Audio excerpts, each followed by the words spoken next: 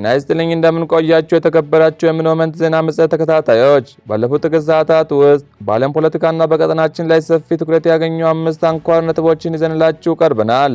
በዛሬው ጥንቅራችን ዓለምን እንደፈራው የነጻነት አምባሳደር የሆነው የጽናት አምባ የእርዳታ ጉዞ 70 መርከብ በሜዲተራኒያን ባህር ላይ በእስራኤል የባህር ኃይል በቁጥጥር ስር መዋሉን እንመለከታለን። በመቀጠል የአሜሪካው የውጭ ጉዳይ ሚኒስቴር መስሪያ ቤት በሆርሙዝ ወሽመጥ የንግድ መርከቦች ደህንነት ለማስከበር አዲስና ተፈሪ ዓለም አቀፍ የባህር ኃይል ጥምረት ለመፍጠር እያደረገ ያለውን ከባድ እንቅስቃሴ የምንቃኝ ይሆናል። እንዲሁም በእስራኤል የጦር ኃይል ውስጥ የራስን ሕይወት የማጥፋት ድርጊት በከፍተኛ ሁኔታ መጨመሩን ተከትሎ የፈጠረውን ከፍተኛ ወታደራዊ ስጋት በጥልቀት እንመለከታለን። ከዚህም በተጨማሪም ሂዝቦላ በዩክሬን ጦርነት ለመጀመሪያ ጊዜ የታየውንና በፋይበር ኦፕቲክ የሚመራ አዲስ ለእስራኤል ራስ ምታት የሆነ የድሮን ጥቃት ቴክኖሎጂ በእስራኤል ላይ በስፋት መጠቀም መጀመሩን የምንዳስስ ይሆናል።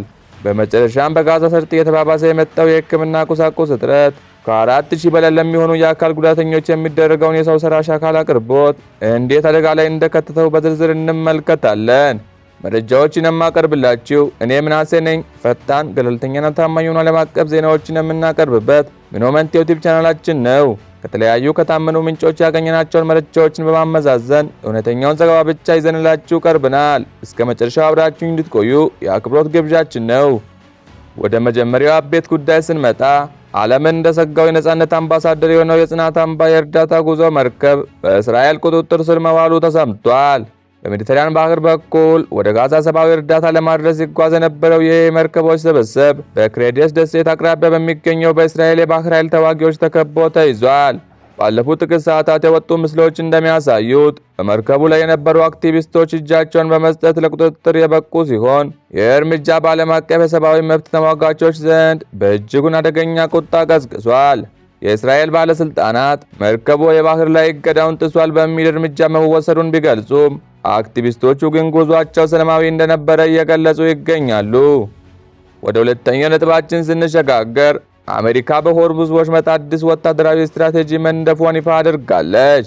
የአሜሪካው የውጭ ጉዳይ መስሪያ ቤት በሆርሙዝ ወሽመጥ የንግድ መርከቦች ደህንነት ለማስከበር አዲስና አስገራሚ ዓለም አቀፍ የባህር ኃይል ጥምረት ለመፍጠር እንቅስቃሴ መጀመሩን የዌል ስትሪት ጆርናል ዘግቧል። ይህ እርምጃ አሜሪካ ቀደም ሲል የነበራት ጥምረቱን ሌሎች ይምሩት የሚለውን አቋም በመቀየር አሁን ራሷ ለመምራት መወሰኗን የሚያሳይ አዲስ ድርጊት ሆኗል። በሆርሙዝ ወሽመጥ መዘጋት በዓለም አቀፍ የነዳጅ ገበያ ላይ ያደረሰ ያለው ጫና ከፍተኛ በመሆኑ ዋሽንግተን ይህንን መሰል ጥብቅ እርምጃ እንድትወስድ እንዳስገደዳት መረጃዎች ያሳያሉ። ወደ ሶስተኛው አቤት ጉዳያችን ስንመጣ በእስራኤል የጦር ኃይል ውስጥ ያለው የሥነ ልቦና ቀውስ አሳሳቢ ደረጃ ላይ ደርሷል። እንደ ሄርት ዘገባ ከሆነ ከጥቅምት 7 በኋላ በእስራኤል ወታደሮች መካከል የራስን ሕይወት የማጥፋት ድርጊት በከፍተኛ ሁኔታ ጨምሯል ብለዋል። በዚህ ወር ብቻ 8 ወታደሮችና የፖሊስ አባላት በራሳቸው ላይ እርምጃ የወሰዱ ሲሆን ወታደራዊ አመራሩ ይህንን ችግር ለመፍታት ከፍተኛ ውጥረት ውስጥ ወድቋል። ብዙዎቹ ወታደሮች የሥነ ልቦና ሕክምና ለማግኘት ፈቃደኛ ለመሆናቸው ደግሞ ችግሩን ይበልጥ ውስብስብ አድርጎታል። ወደ አራተኛው አቤት ጉዳይ ስንመጣ ሂዝቦላ አዲስና ለእስራኤል ራስ ምታት የሆነ የድሮን ቴክኖሎጂ ወደ መካከለኛው ምስራቅ አምጥቷል። ሂዝቦላ በዩክሬን ጦርነት ውጤታማነቱ የታየውን በፋይበር ኦፕቲክ የሚመራውን ድሮን በእስራኤል ላይ መጠቀም ጀምሯል።